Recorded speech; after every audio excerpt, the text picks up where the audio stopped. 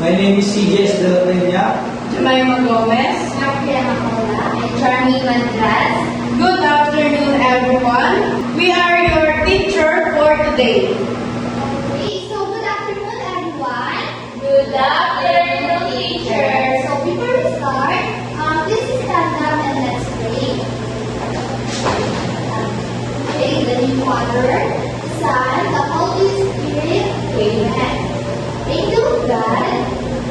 The Lord are here. The house is love is here. Every day, God my side, light in God, the rule and guide. Amen. The Father, the Son, the Holy Spirit. Amen. So you now take your seat. So before we start, we have a classroom rules. So please read. First, Listen carefully and follow instructions. second, Respect everyone in the classroom. the third, Raise your hand before speaking. and the last. Keep the classroom clean and orderly. Okay, so are we all going to follow this rule, class? Yes, teacher. Very good. So now, let's find out what is our objective. So first, let's read. Tell what a physical and a chemical change. Give example of physical and chemical change. And the last. Work together with classmates during the group activity. Okay, so now we will know what is our objective. Now, let's proceed to our engaging. So, first is, what happened today? Happy po. And the next is,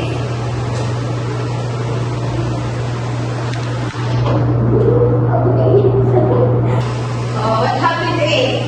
It's burn. And, okay, very good. So, who wants to try? Okay, here.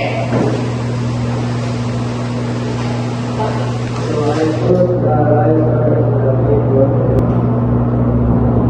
That's simple.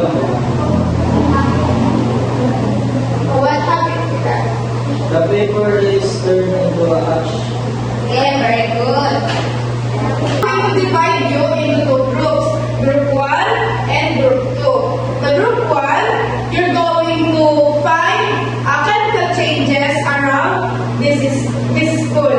And the Group 2, you're going to find physical changes in this school, around the school. Understood? Yes, teacher. Okay, you're going to start.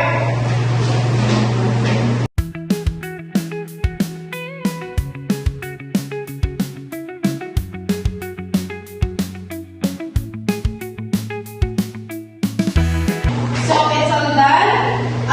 Group 1, you're going to present your chemical changes, and Group 2, you're going to present the physical changes. So let's start. Group 1. So I found the wire and paper.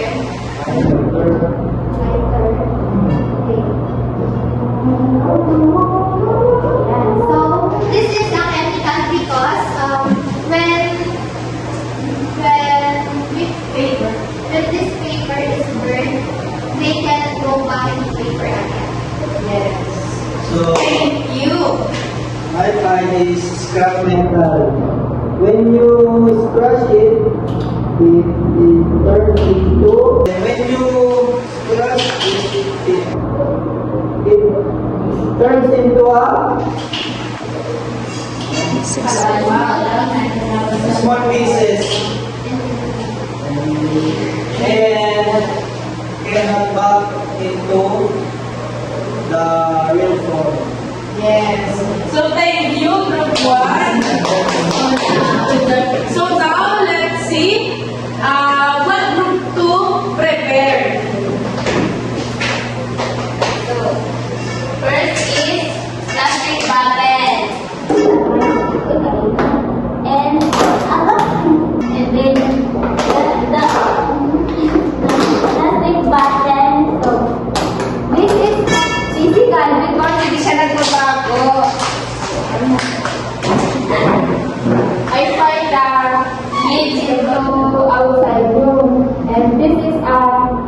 physical change. Hatiin natin. Yan, makikita natin na walang nagbago, nahati na siya, then nakikita pa rin natin na down pa rin siya. So, good job to the two groups. So, let's proceed to the next topic. Now, our topic is all about the physical change and chemical change. Change of state. Matter can change from the one state to another on heating or cooling. Heating and cooling. Heating and cooling bring about change in matter. Some change are temporary while other the permanent. There are two type changes, the physical change and the chemical change. The first is the physical change. When we say physical change, is a temporary change which can be reversed. For example, another example, do you see in the picture? So what happened? Can you try in your home? So that's called a physical change. Now let's proceed the chemical change. So when we say chemical change, heating or cooling result in permanent change in the state of matter. A new substance is formed and we cannot get back the old substance. Okay, for example, when a piece of paper is burned, it changes into ash. The molecules of paper are different from the molecules of ash. Can you try in your home? Another example, first burning of matches stick, the second cooking of food, the third formation of cork from milk. So that's called a chemical change because our permanent can be reversed, result in the formation of new substance. Now, do you understand what is our topic for today? Let's proceed our next. Raise your hand if you want to answer. What is physical or chemical? You. Physical. Very good. Next picture, rusting can. This is a physical or chemical? Physical. Kasi hindi na. Very good. Next picture, cutting paper. Physical. Because physical because Physical kasi nga, nakikita ko pa rin natin. very good. And next one right there. Chemical po. Because ginagamitan po siya ng fire. Tsaka nag-burn po siya.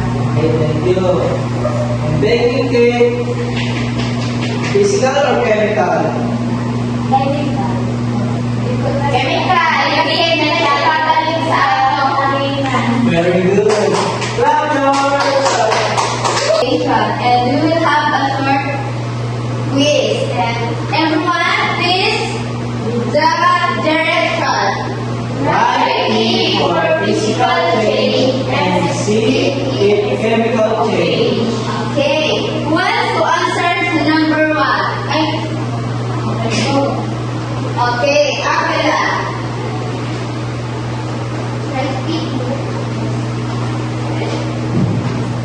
Okay. The next, number 2, Reyes.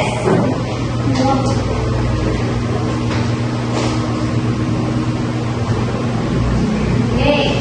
And next, what's to answer? Okay, De La Peña. Here, Yes. ma'am, here.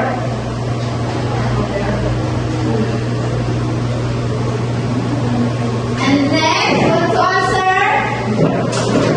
Okay, Gomez.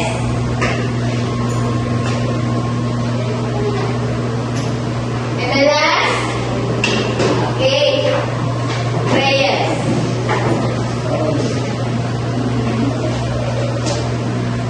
Okay. Okay, thank you. So, the answer is correct or correct. Always remember, if only the shape change, it is a physical change. But if the new object is formed, is it a chemical change? In your assignment, you're going to find the 5 chemical changes and 5 physical changes in your code. So, did you understand the topic? Yes, teacher.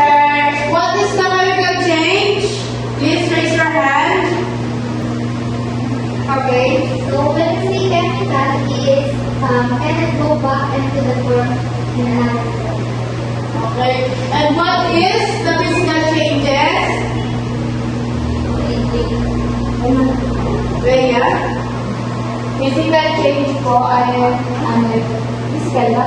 Physical change po ay hindi na mga kulit na physical na lang dating paper na ginawa sa inyo. So, very good. Ang kaunawaan. Give yourself a round of applause. So, that's all. Thank you for your cooperate and listen to our topic. Thank you.